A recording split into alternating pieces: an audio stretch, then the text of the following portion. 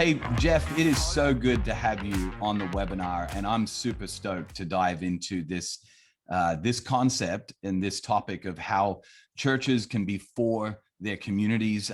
But before we dive into that, I would love it if you are just joining us on the webinar. I see a number of people that are joining us. If you would do me a favor, we would love to know where you're watching from and the church that you are connected to. So if you'd do me a favor and just jump into the chat and just type the location you're watching from and you're listening from, and then the church that you represent, so we can know exactly who's on the call. And I'm also going to encourage you to do this, that throughout the webinar, I would love it if you would just put any questions that you have for Jeff in the chat. Basically, the format of the webinar is going to be this. Jeff is going to give us an overview of kind of the message of what the For message is all about. And then we're going to open it up after about 20 minutes or so to some Q&A where you can ask Jeff directly questions as to what that would look like in your particular context. So super excited to do that. So again, if you're just joining us on the webinar, I'd love it if you jump into the chat and let us know who you are and the church you're representing and where you're watching in from. So, hey, Jeff, before we dive in to the actual content of the For message, I know this is hard to believe, but there may be some people on the call that are not as familiar with who you are and kind of your background as I am. I would love it if you would do me a favor. Would you just give us a quick kind of, hey, this is my ministry background, but even before your ministry, kind of the work you were involved in the marketplace? I'd love it if you just give us an overview. Absolutely. And I'm not surprised if no one has ever heard of me. I'm surprised if someone has heard of me. But hey, before I do that, Jason, I just want to say hey to Ruth and Chris and Josh and Michael. I know Michael, Tony, Citra, John, and David. And then Charlie, again, Ruth. I'm so glad that y'all are here. So honored that you take time, or take morning. It's nighttime for me to be here. But Jason, you know this. I'm a preacher's kid, so I don't know if there are any preacher's kids on the webinar. But I promised myself I would never, ever, ever, never work at a church. And so I worked at a church for 17 years. So if you get nothing out of this, never tell God you're never going to do something. That's I think right. you pay close attention. But I really developed an interest in marketing, particularly sports marketing. So I started out my marketing career working for the Atlanta Braves, which is a professional baseball team here in Atlanta, and worked with a couple of resorts in the Atlanta area, and then wound up working and handling all the sports and beverage and regional marketing for Chick-Fil-A, which is a quick service restaurant company. It's a in our world, $13 billion company, which we Wow. need to get Chick-fil-A's in Australia We somehow. we desperately need to get Chick-fil-A, or at least, Jeff, at least Chick-fil-A sauce. If we could get the sauce down here, we can find our own chickens. It's the sauce that we can't get a hold of. So I was with Dan Cathy. Dan's the CEO of the company. We were having coffee a couple of weeks ago. He would be so thrilled to be here, Jason, because one of his big things is try to get Chick-fil-A internationally, especially over in Australia. Yeah. But while I was at Chick-fil-A, my boss took me to a leadership conference at Willow Creek Community Church in Chicago. And it was there that I felt like God said, "You're going to start a church someday." Wow. And I'm like, no, that's not me. I don't do that. And I came home and I told my wife, I said, it's either I ate too much in Chicago when I was there, or I think God spoke to me that we're supposed to help start a church someday. So that's when we got involved in North Point Community Church in Atlanta with Andy Stanley. And we just got involved. We parked cars, we rocked babies in the nursery. And then we heard about the fact that there was a starting point ministry for people coming into the church that had questions about Jesus, and they had more people trying to get in than they had leaders. And so we just opened up our home and started leading starting point small groups, and it just exploded. It was amazing. So over the course of 3 years, we just got really involved. And then the team at North Point asked me to jump on to help the early days of Buckhead Church, which was North Point's first multi-site church, and eventually became lead pastor there and kind of moved Buckhead into its permanent location. And then Andy asked me to help start another church in the northeast section of Atlanta called Gwinnett County. And we launched 2 Gwinnett Church locations in the online campus that North Point has now. And that was 17 years ago. But during that time, we really, I felt like the Lord led us to a problem that we're going to talk about tonight. So much so that it's really helped me transition into this new season. I really want to be, I think in this as I was telling you, I'm an empty nester now. So my wife and I are, well, she's 8 years younger than me, but I'm on the backside of 50s. And this season of my life, I feel like instead of being a lead pastor, God's called me to be a pastor to pastors. And Mm. so I'm hoping tonight that we're all of y'all are encouraged in some form or fashion. And so we can go from there. But Yeah. so That's that's great. kind of where I am. I grew up in the church, been in the church all my life, and so No, it's that's fantastic. where we Thanks, are. Jeff, thanks for catching us up on what you and your wife Wendy are doing now. You really launched this new transition, this new company together. And I'm going to go ahead, Jeff, and share my screen for everyone so that you can just begin to give us an overview of what this four message is all about, so that people can get a better understanding of. They may have even seen, Jeff, this logo that's up on the screen, this Right. concept of four. Maybe give us some background as to where to come from and just walk us through what the message is all about. Absolutely. And I'm going to do this. Most preachers don't do this, Jason. I'm going to set my alarm so that when I get to the 20-minute mark, my alarm's going to go off.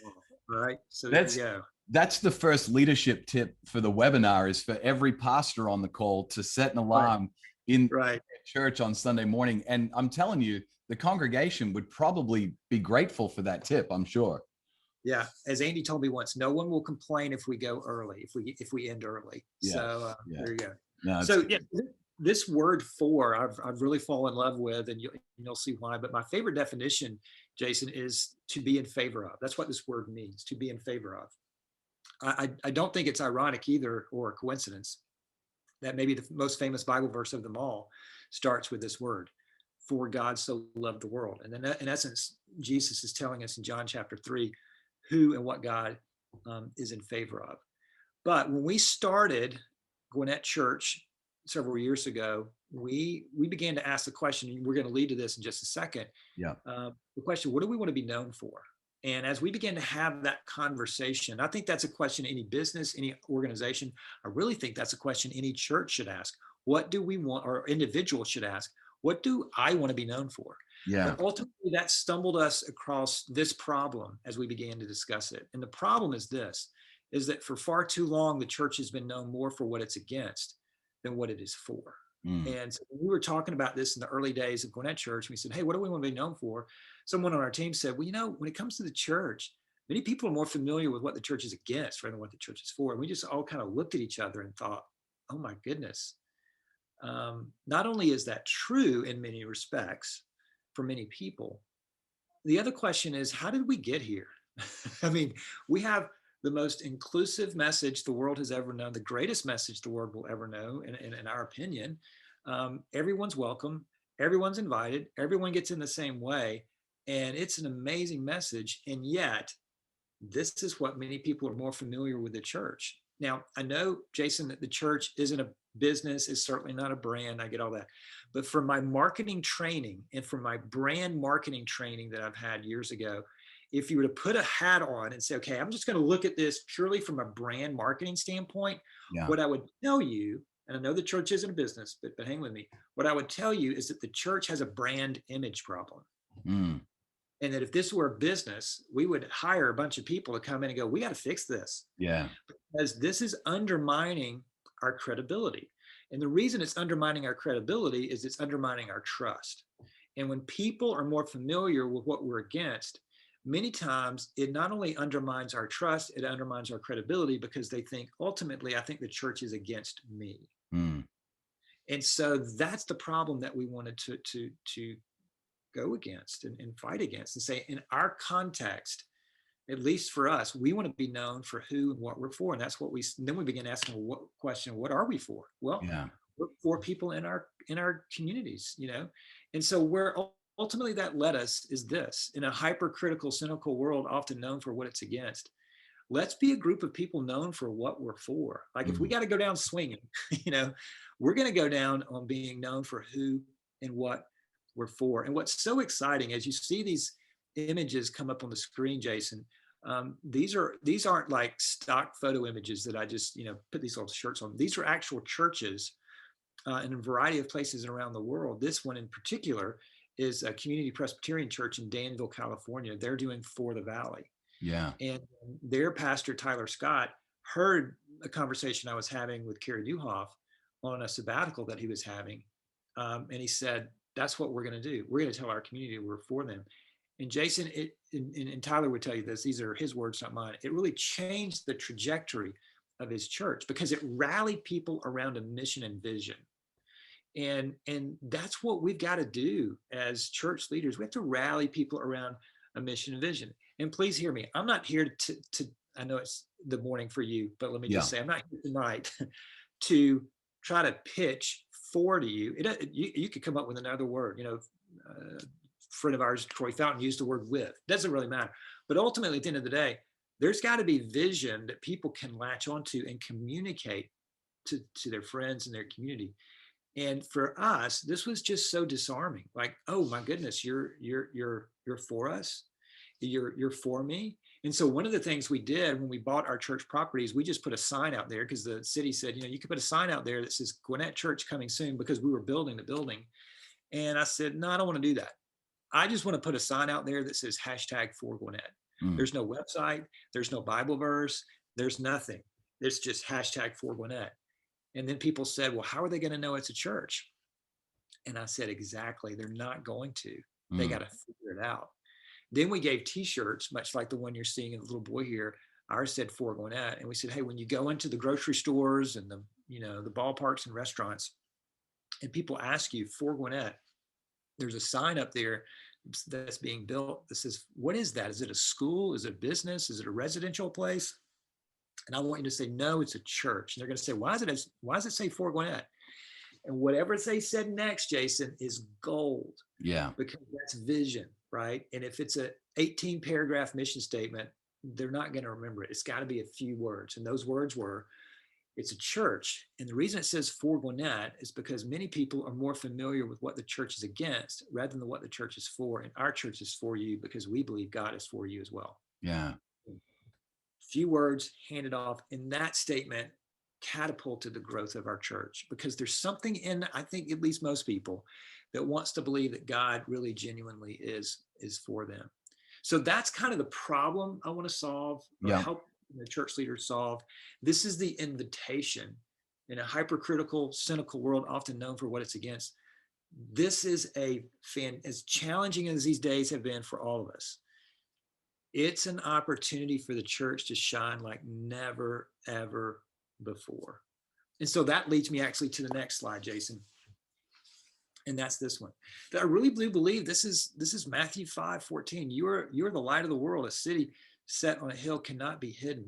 We are, what we're trying to say here is to put the message of Jesus and the message of the church on a bright hill and say, hey, come, God is for you. We are the light of the world.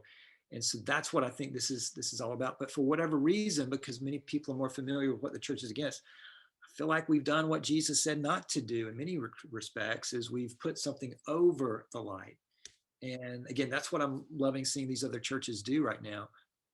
First of all, Dave Adamson just joined us, so I have to give him a shout out if that's okay. Yeah, go for it. All right. Hey, Dave. That's my shout out. I love Dave. We miss you over here in America, Dave. So that's kind of the context. This really is this isn't some marketing. I come as a marketing guy, Jason. So this isn't some marketing campaign.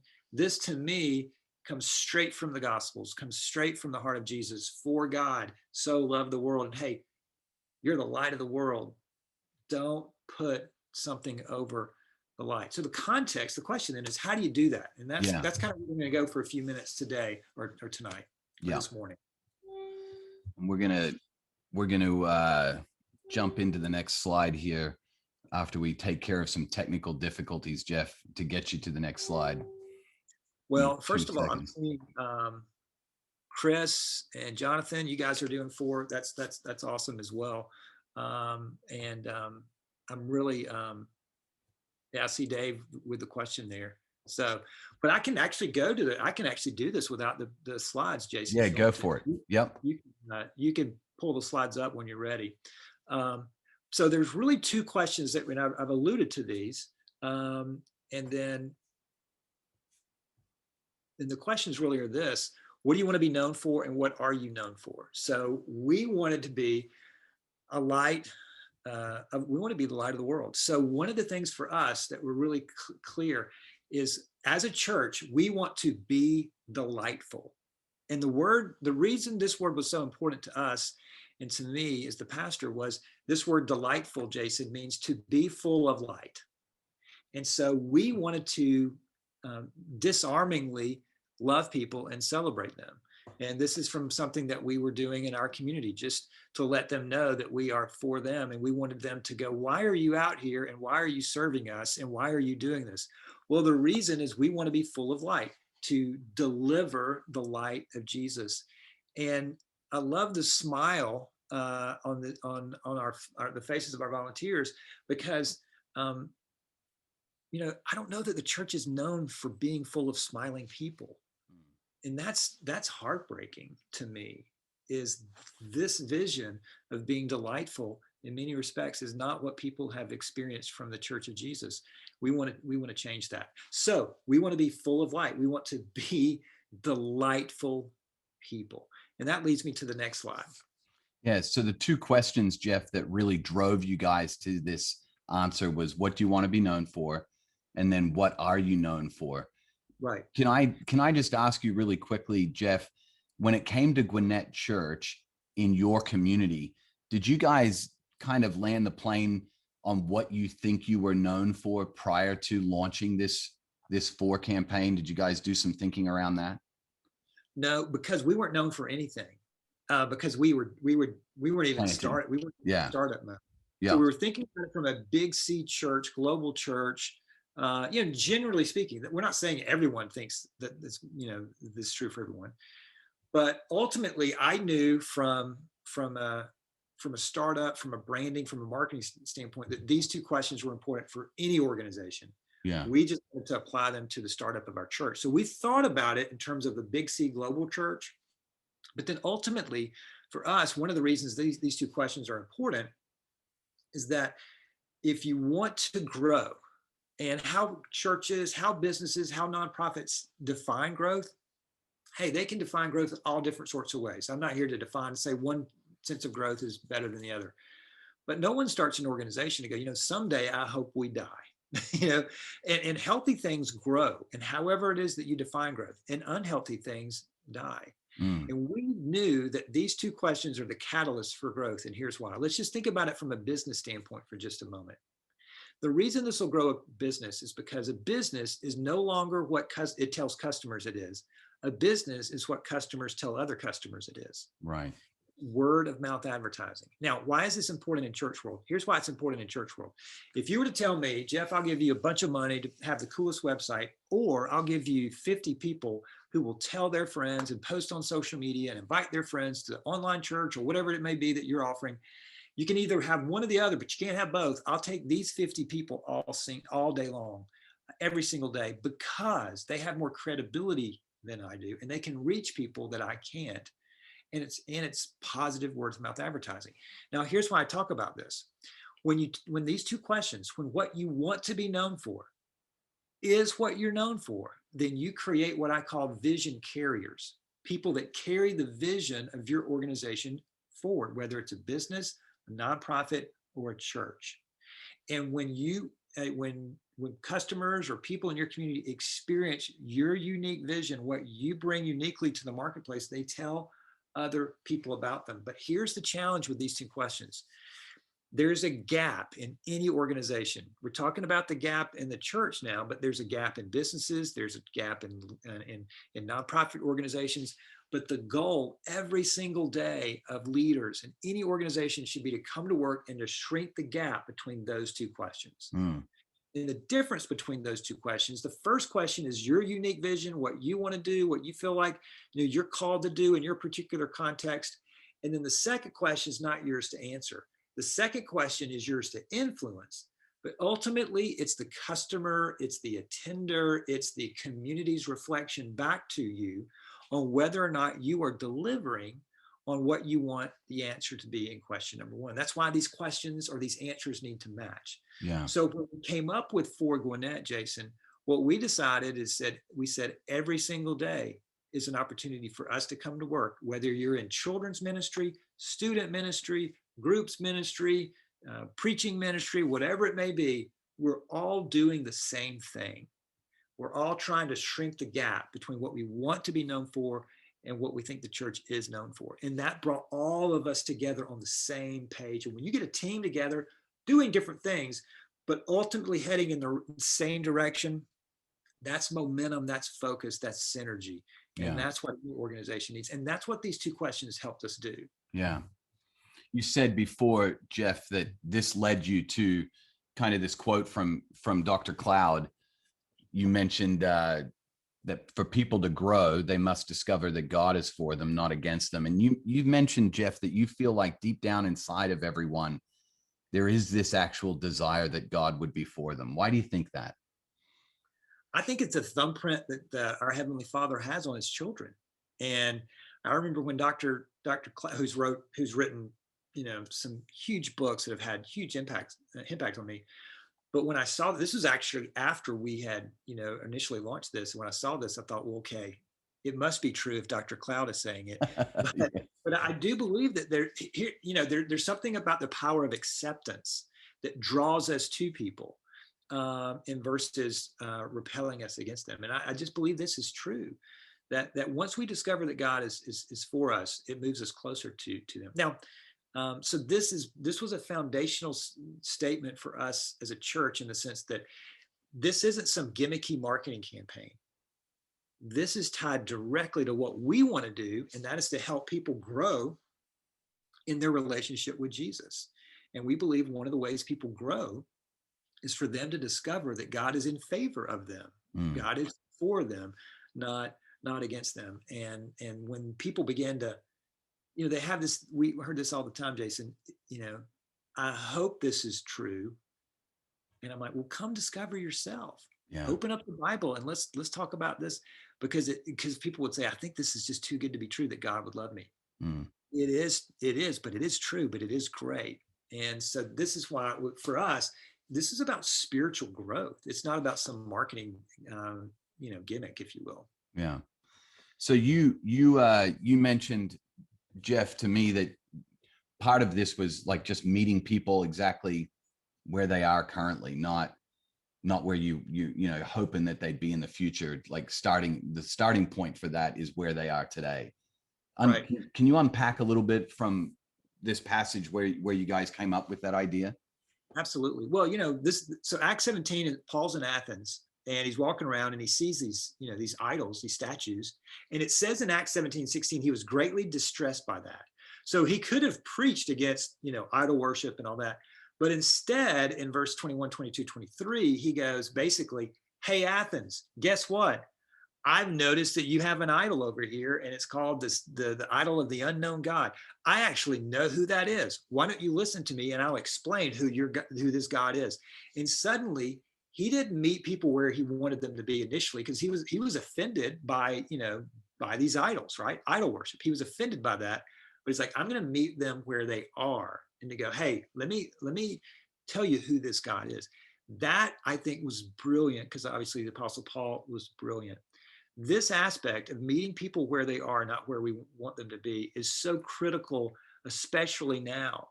I think we're all concerned about, I know in America, are people going to actually come back to church?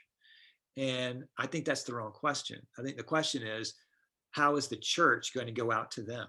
Yeah. And what are the new pathways? And this is probably a whole other session for a whole other time, but the churches that are going to work toward financial flexibility will be able to rally toward a more creative expression of the local church. People ask me if the church is dying. Well, first of all, I don't know why they're asking me. What do I know? The church is not dying. The expression of the church is changing.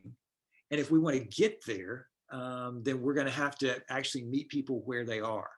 And many people are out in the community, and they're not going to, initially drive up and walk in a building. And as Dave Adamson has told all of us, many times the first experience for people is online, not in a building. Yeah. So Jeff, what did that begin to look like for you guys when you started to say, hey, we want to meet people where they are? On a practical level, what did that mean you needed to do? So I think the context of your community is so important. So you have to understand the context of our community. In our county in the state of Georgia in southeastern United States, um, our county is known for having high school students. So of the 10 largest high schools in Georgia, 8 are in our county. Wow. All state championships ultimately have to run through our county. We may not win a state championship, but you're going to have to go through a Gwinnett County school to get there. So for us, we can't look at our community and say we love them and for them and not have a heart for high school students ministries. So in high school, sports are just gigantic in our community. So what we decided to do is we decided to take and leverage our social media to start promoting high school sports. And this was really important because typically, if you're not careful, organizations don't do social media, they just do digital media. And digital media is just talking about yourself all the time. What we did is we started talking about our local high schools. And by doing that, Jason, what happened is they would retweet us on the school page, and these would be public high schools. All right. So this isn't private Christian schools. These are public high schools. And you would see, like, for example, North Gwinnett High School, you would go to their Twitter page and it would have Gwinnett Church right there. And I loved it. Nobody lost their minds because here's a public high school retweeting a church, because the church wasn't talking about the church. It was talking about the local high school football team. So as they made it into the state championships, actually ended up winning the state championship. And then the athletic director came to us and said, hey, can you start promoting other other sports within our school? And I said, well, we can, but they're going to have to start winning because we don't recruit any losers around here. Yeah. But here's what I mean by that. The athletic director came to a local church and said, can you promote some of our other sports? So for me, that's meeting people where they are. And we gained so much favor. We could walk right into that high school and do whatever it is that we wanted because they knew that they could trust us. They knew that we were genuinely for them, and we were here to promote them and to be a value add to them. And that's one of the things you and I talked about, and this is what you did in Colorado, what you've done consistently anyway, is ultimately at the end of the day, one of the questions we asked is, if our church ever went out of business, would the community even notice? Yeah. Or would they just keep moving on like that never happened? And we know, at least in this context, if Gwinnett Church went out of business, the athletic director at North Gwinnett High School would go, gosh, we miss those guys because they help promote our school. Well, that's a value add to the community. I think that's being delightful. I think that's meeting people where they are. And we just gained so much favor with the local high school. Now, having said that, Jason, I don't want to lose my credibility. My timer just went off. So I totally understand. Hey, we are going to transition, Jeff, to a little bit of Q&A, and I know we've got some questions that people are asking in the chat. As we transition, Jeff, I just want to ask you if you would, on a very practical level, would you just walk us through what would you do, speaking of social media, if you were at a church this morning and you and the team, or just you as an individual, had the opportunity to kind of just evaluate your current social media and how well you're doing in being for the community? What would that look like, and where would you start? I would go to the Instagram page and I would look at how many posts are about the community versus how many posts are about the church. And typically what you find is, and this isn't wrong, but it's not wrong to say, hey, here are our Easter services, or hey, here's what's happening with our high school ministry. There's nothing wrong with that. But typically what I've discovered is that's all there is. Yeah. And it's just monologue about the church. And we say we're for the community, but we never promote the community. So I would start counting when's the last Instagram post about the community? When's the last Instagram post? And typically you have to count about 9, 10, or 11 before you get to the community. So for us, what we wanted to do, and there are seasons, right? Easter and Christmas, all that, there are seasons. But if we went 3 or 4 posts deep where it was just about the church, the warning lights on our social media dashboard would start blinking and going up. You're getting too self-focused. You're getting too self-centered. So we would put barriers in our social media plan. For example, we would have these things called For Gwinnett Friday. And that would be where we would feature a local business in our community on Friday. So we knew that at some point we're going to have to bump up against Fridays and know we've got to promote a local business. And I love doing that. I have a heart for business people. And so many times we would go in and we would say, we want to promote your business. And they would say, how much does this cost? And we said, it didn't cost anything. Do you want us to put flyers in about your church? No, we don't want you to do that. We just want, one of the best things you do for our community is to run a thriving business, and our church is here. Now, if you want to come to our church, you want to be a part of our church, we would love that. But that's not what this is. It's not a bait and switch. So I would look at the Instagram feed. The other thing I would look at, which is hard to look at, but I would ask, how many times is a church going off their platform and communicating to people on their platform and communicating with them there? Because typically organizations stay on their platforms and they never venture off. And so an example of that would be every Gwinnett Church staff meeting, we would go to Instagram and we would search #4Gwinnett, and we would like every post that was posted about our church or about the community that had that hashtag. The reason that was important is we were rewarding the behavior we want repeated. Yeah. And people, oh, the church is liking, they're seeing me, they're noticing me. And for me, that's another strategy that I learned from Chick-fil-A, which was grow small. You want to grow, but you don't want to lose the small culture in the small field. So there's a balance. You want to grow, but you want to still don't lose that small field. And so social media, as the pastor of Gwinnett Church, allowed me to stay in touch with people. So when I was seeing them around the community, I would say, hey, look like you had a great time at Disney World. Yeah. Or, hey, how's your son doing, and all that. And when I left Gwinnett Church, people said, you made this big church feel small. So for me, that's what social media does. It allows you to really be personal with the church. Now, a lot of people will push back and say, well, I can't like everybody's post. And that's why I love what Andy Stanley says, do for one what you wish you could do for everyone. And so those are a couple of strategies that I would look at. How much are you talking about yourself versus how much are you talking about the community? When people respond, are you responding back? And are you moving off your platform and engaging with people in the community and engaging with them there? Yeah. There's a guy that has a great question. Josh I'm actually going to bring him in to the panel to ask his question directly, because he asked a great question. While he's doing that, I just wanted to share really quickly. We have a church not too far from where I live, actually, in our network of churches. And they have begun to use the hashtag in this particular region. They live in the Moreton Bay region, and they've started using the hashtag for Moreton. And they've started doing a lot of what you described, Jeff, of promoting businesses in the area and promoting the schools in the area and promoting a number of other things that are going on in the area. And just recently, and they've only begun doing this since the start of the year. It's kind of a new initiative for them. And just recently, their lead pastor reached out to me and shared the fact that the local community Facebook page had reposted their post about a business in the community, and their local community Facebook page has a followership that is much larger and far reaching and people that are connected and so on, greater than the church, which I just think is fascinating that the community is noticing that. It's amazing. To me, in my humble opinion, over here in America, that's Matthew 5. It's being a light, being a city on a hill, and seeing the community, post something about a church, and no one, again, loses their mind and protest because the church is adding value. I just feel like when Jesus followers show up, everything should lift, everything should rise. We should all get better because we're the most generous, thoughtful, delightful people. And that's what I believe. Yeah.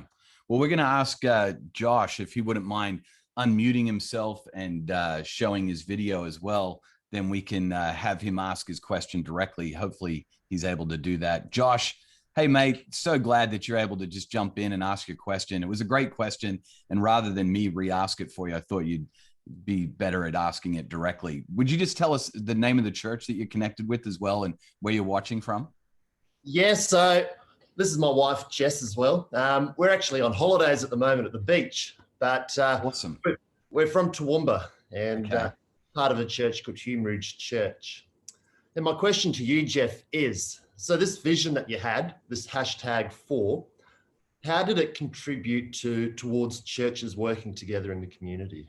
Mm-hmm. Well, first of all, Jess, I'm in my daughter's room. Her name is Jess too. So there you go. All right. So There's two things, Josh, with that. First, we love the churches I'm seeing suddenly I started getting coffee mugs and t-shirts in the mail. I've got like more 4 shirts than you would ever imagine. So for me, churches working together, it instantly kind of worked globally. Suddenly we're all in this thing together. Then what we wanted to do, and this is a great example, and I would encourage all church leaders to do this. One of the things we did is we started promoting the week of Easter. We started promoting other church Easter services. And we would say, hey, there's incredible churches in Gwinnett County. Here's a listing of all, and you would just scroll through Instagram and you would see all of the churches listed, and we would be promoting them. And then what happened is that began a trigger effect. And everybody started promoting one another. And so that was incredibly helpful for us. And so we would just start featuring different other churches on our Instagram page and all of that. And then collectively, Gwinnett Church was actually started at another church in Gwinnett County. So we felt like we were paying it backwards. So we were always promoting this church, Cross Point Church, which really promoted us. And we were always going back and forth. Now, other churches in Gwinnett, some churches used the For Gwinnett campaign, and they used it in different vernaculars. But we never really pushed that on them. But from our standpoint, what we wanted to do was to promote other churches and just say, hey, we're all in this together, and then cheer them on. So one of the things we would also do is we would, from the Gwinnett Church Instagram page, we would go on and comment, 12 Stone Church, that was amazing what you guys did. That's awesome. Cross Point Church, look at you guys. This is an amazing church. So really being an advocate for other churches and promoting them on our platforms was one of the better ways that we used to try to bring some unity to Gwinnett churches. So good. Wow. And I would say this, if you'll do that this week, it'll shock the other churches. They're like, what just happened? Right. But it was great. It was just, and I'll just say this, it didn't take away, there's a scarcity mentality or an abundance mentality. The scarcity mentality says, what if we promote a church and our folks go over there? That's a scarcity mentality. An abundance mentality says generosity wins. And if they go over here and they have a great experience and somebody comes to know Jesus, we win. That's a win. But I think it helps lead the way because, there's competition in church world is really real, as you well know, Josh. So we wanted to lead out on that. Wow.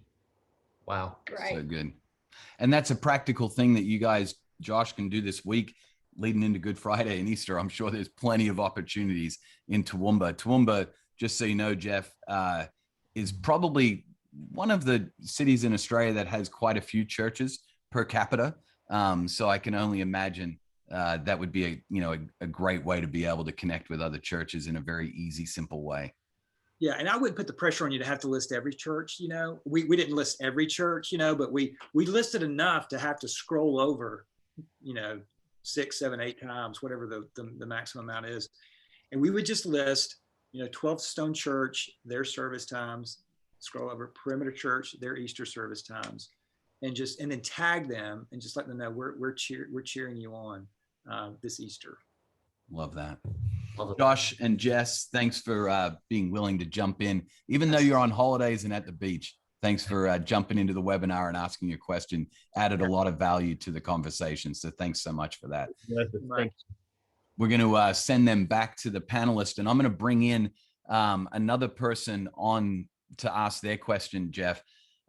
This is the person that's coming on, I'm hoping, is actually a guy named Kev, but he's logged in as Ruth Arnold, but we also have like 3 Ruth Arnolds that are logged in. I think they're all using the same registration link, but hopefully Kev will be around, or one of them can ask the question if they jump on there. While we're sorting that out, I would love to know, Jeff, if a church was thinking about just launching their social media strategy. So we're talking church plant, brand new. They're thinking about this idea of being for the community. What would be some just simple advice that you would give to them right out of the gate as we try to track down Kev? Well, I'm nervous to say this because Dave Adamson's on the call. I hope I get to see him. I'm thinking we just bring Dave on to ask a random question of I'll you. log off and just let Dave. Yeah. Well, the first thing is I would make sure if you're going to do this, go do it for the long haul, and not do it for a few weeks, get tired of it. And let me give you an example. Leaders are repeaters. You got to stay on message. And once you have a message that you feel like connects to what God's calling your church to do, you've got to say it over and over and over again. So I wouldn't start a social media strategy until you are clear that this is what you want to do. And whoever it is that you got to get to buy into this, that here we go, we're going on and we're going all in. And I'll give you an example. When we launched For Gwinnett, we had different ministry environments named different things. Like our nursery was named Wamba Land, which Wamba is Swahili for creator, Upstreet, Transit, and they all had different shirts on a Sunday. So I walk in, this is early days of Gwinnett Church. We were on a Sunday night at another church, as I mentioned, with Josh and Jess. And I go to this barbecue restaurant and I notice so many of our volunteers there, and they're sitting there with different shirts on. And they got Wambaland shirts and Upstreet shirts and Transit shirts and Inside Out shirts, all of our ministry environments. And anyone who wasn't affiliated with our church would not know that all these people are connected. So I got our team together and I said, all right, those shirts, you can keep them, but I want new shirts printed immediately, because we missed an opportunity at the barbecue restaurant Sunday night. We all should be saying the same thing. We can say Wambaland is For Gwinnett and Upstreet is For Gwinnett, but we got to have the same message. So I say that to say, before I start even doing social media, I got to get everybody together and go, this is at the heartbeat of our vision. And until our vision changes, this is what we're going to do. We're going to stay on message. So before I start my first post, I take a vision inventory and go, okay, everybody, do we know what we want to be known for? And if that's to be, for Morton or For Gwinnett, then okay, we got the vision. Now let's start posting on social media. Yeah. Okay. So I've got, we're having a little bit of, I think a little bit of challenge with bringing Kev on, but I'm going to try one more time to bring him on as a panelist so he can ask his question, and we'll see if that goes well.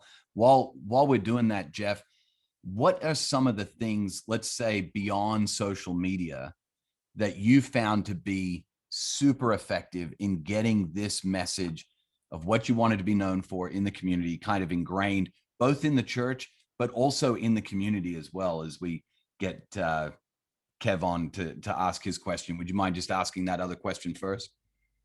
Absolutely.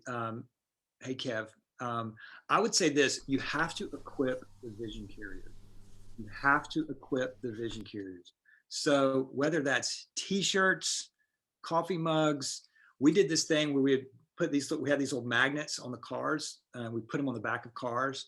It said For Gwinnett, and we said, we want you to go to a drive-through and pay it backwards. Pay for the person behind you every now and then. And we just, when people saw these cars, we wanted them, drive like Jesus would drive, right? And don't cut anybody off, but wear the T-shirts, go out. We want you to be walking billboards, but not just walking billboards.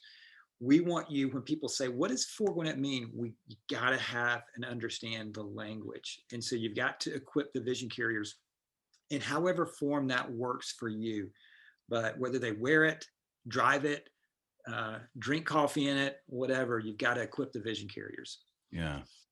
Kev, mate, I'm so pumped that we finally able to sort through all the registrations. I'm going to have to start charging Ruth for multiple registrations if she's going to start registering multiple times for a free webinar.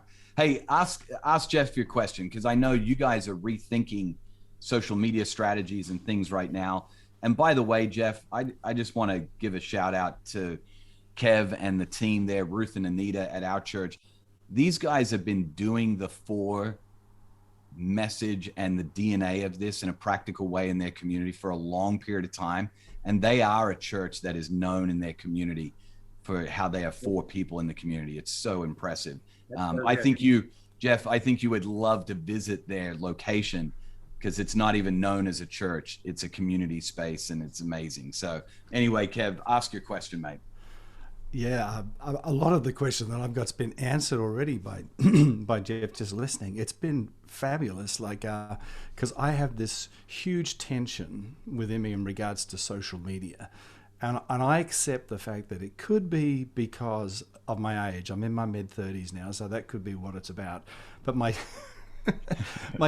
my tension is this, that over the years, and even pre-COVID, I was watching churches and social media, and it was getting more and more self-obsessed. It's more about, I was looking at my guitar, I was looking at my preacher, that, and I'm thinking, this is not got any way of affecting the community.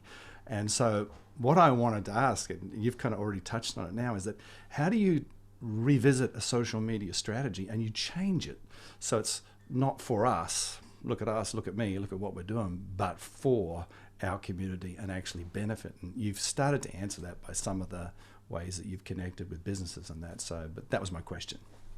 First of all, thanks for what you're doing. Thanks for leading the way. It's really important. One of the game-changing moments for us, though, is, this is going to sound, well, it is simplistic, is we would see, okay, I think we're drifting a little bit to talking about Gwinnett Church so much. And so finally, I know this is going to sound so simple and like, really, it took you that long to figure this out, but having a plan that we would actually have on a board, and I could walk into this meeting and go, I know that on Thursday, March the 26th, this is what we're going to talk about. And we just got ahead of the plan. And then that would allow us to react in case something happened in the world or in our community. We could react to it. But we had a plan going forward. And that plan really prevented us from getting too self-focused on the church.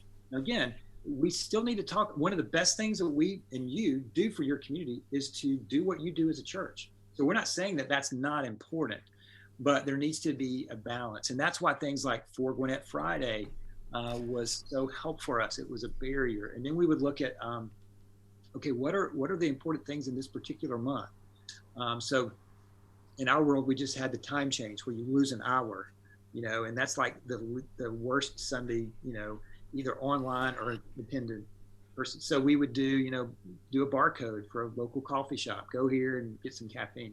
That plan have just allowed us to make sure that we're not drifting to talking to ourselves, because the natural tendency of any organization is towards self protection, and we had to avoid that.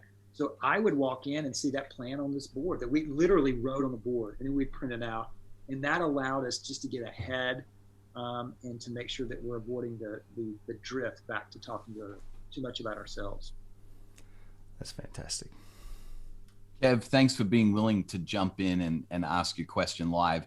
I'm going to bring in, as we let you head back to being an attendee, I'm going to bring in Dave Adamson. He has a great question that I think actually helps transition to, Jeff, towards some of the stuff that you've got available now for churches to actually begin to implement the For message. So, but Dave, first of all, mate, lighting is so on point. So on point. It's terrible. It's not my normal setup. You know what my normal setup I know is. your normal setup, and that's why I kind of mentioned it, because normally, Jeff, I mean, we get a studio experience with Dave on webinars and things, which we are privileged now because he's like local to do it more frequently than in the past. But also, Dave, you've cut your hair and combed it since the last time I saw you, so that's also another huge one. Especially for a conversation with Jeff, I decided to comb my hair today, and you did as well. That's awesome. I cut and combed my hair as well. So yeah, love it. Hey Jeff, the last time I saw Dave, I gave him a hug and I prayed for him and sent him off to Australia. Yeah, he totally did.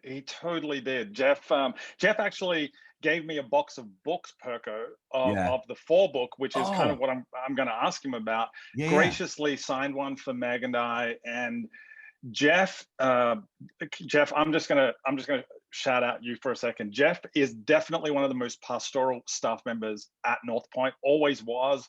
I remember I spoke at Gwinnett one time, and literally for the whole week leading up, every single day, Jeff texted me a different prayer, a different thing that he was praying for. So Jeff is always he is the real deal. Like when he talks about being for the community, he's for the community. When he talks about being for his staff, he's for his staff. When he talks about being for other churches and church leaders, 100% he's for them. It's one of the things that I try to emulate. I try to be like him as much as possible. Jeff, I love what you're saying about social media. Everything you said is 100% correct. I got the opportunity to watch your team unroll that social media strategy, and I know you did a whole bunch of things. Somebody had just texted me and asked about how do you get a staff on board with this sort of stuff, and I told them one of the things you did was during staff meetings was get people to go through and just comment on people's Instagram. Like you would literally stop a staff meeting and have all the staff find anybody on social media who had used that For Gwinnett hashtag and just like and respond and comment. And that got that word out so much. And you used your staff to help build up vision carriers in the community as well. It was awesome. None of that is my question. My question is, Jeff, I talk with a lot of churches here in Australia who are a little less resourced than North Point, a little bit smaller than North Point churches as well. And I know that they are grabbing onto this idea of being for their community. What would be the first step that you think a small church, maybe 100, 200, 300 people should take if they're going to implement the For strategy? Well, thanks, Dave. Great question. I would start with those 100, 200, 300 people and make sure that you create a passionate group of people. And here's the deal. Some people might not believe in that mission and vision, and they may decide we're going to go to another church. We don't want to be for the community. Okay. And when people leave church, that's painful. I understand, because the preachers can't understand that. But I would focus on these 100, 200, 300 people and go, okay, everybody, this is who we are. This is where we're going. This is the vision God has given us. And we get to build this together. Yeah. And I would make sure that you've got those people fired up, because even though I was, you and I were in the big North Point world, I started Gwinnett Church on Sunday nights, and people would tell me that, when are y'all going to get started? Because they were thinking we had to get our own building before we started. I said, we started 3 years ago. And while it was still a few hundred people, I love the fact that those were the heavy lifting days, because I had just a few hundred people to go, okay, let me tell you what we're going to be. And I just said, For Gwinnett, For Gwinnett, For Gwinnett, For Gwinnett, over and over and over again. And some people opted out, but many people leaned in. And I just it never bothered me to say For Gwinnett every single Sunday in every single month. So what I would do is here's what I do. I would start where you are, use what you have, do what you can. Start where you are. We got 100 people. All right, I'm going to start with 100 people. Do what you can. I'm going to talk about, here are these 2 questions that we want to lean into, and use what you have. What are the resources at your disposal that you can begin to use? And then I would say this, I would ask people, I push church leaders on this, Dave, and you know this, and I would tell our staff, we don't have budget cuts around here. What we have is we didn't raise enough money. I think what we have to do is stop using resources as an excuse and go ask for money. And when you ask for money, you're going to get a lot of no's, but you're just looking for a few yeses. Yeah. And so ask church leaders, if the only time you're raising money is when you're building a new building or doing something like that, then there should be a warning light. We should always be raising money and resources. I do not apologize for raising money and resources, not necessarily to build buildings. It could be to give money away to the community. As you know, we've done that before as well. But don't let the lack of resources be an excuse. Go raise the money. And I know that's so easy. I know that may sound harsh, and Dave knows this, and you know this. I'm not a harsh person, but I do feel like the resources potentially could be out there if we'll go ask for them. Yeah. So I would start where you are, use what you have, do what you can, and don't lean into the excuse, because there's always somebody bigger. There's always somebody bigger. When I was at Chick-fil-A, multi-billion-dollar, we'd look at McDonald's and go, oh, we're so small compared to them. Where people would look at Chick-fil-A and go, oh, we're so small compared to Chick-fil-A. So just what you have. And I'll say this, there's a lot of flexibility being a smaller organization than a larger organization like North Point. Yeah, that's great, Jeff. Thank you so much, dude. It's always good to see you. Hey, tell your family I said hey. I will. You just missed Meg. She just left, but I'll tell her you said hi. Well, Dave, thanks for being with us on the webinar, mate. And also thanks for asking such a great question, because it literally transitions, mate, into what we're going to wrap up with, which is some resources that Jeff is going to make available to people to actually get going with the 4 message. And I know, Dave, you too are helping churches to do just the same thing. So if anyone's on the webinar, especially around, the social media, digital space, all that kind of stuff, man, hit up Dave. He is willing and wanting to help churches solve this thing. So thanks, Dave. Good to see you, mate. Thanks, buddy. Cheers. Okay.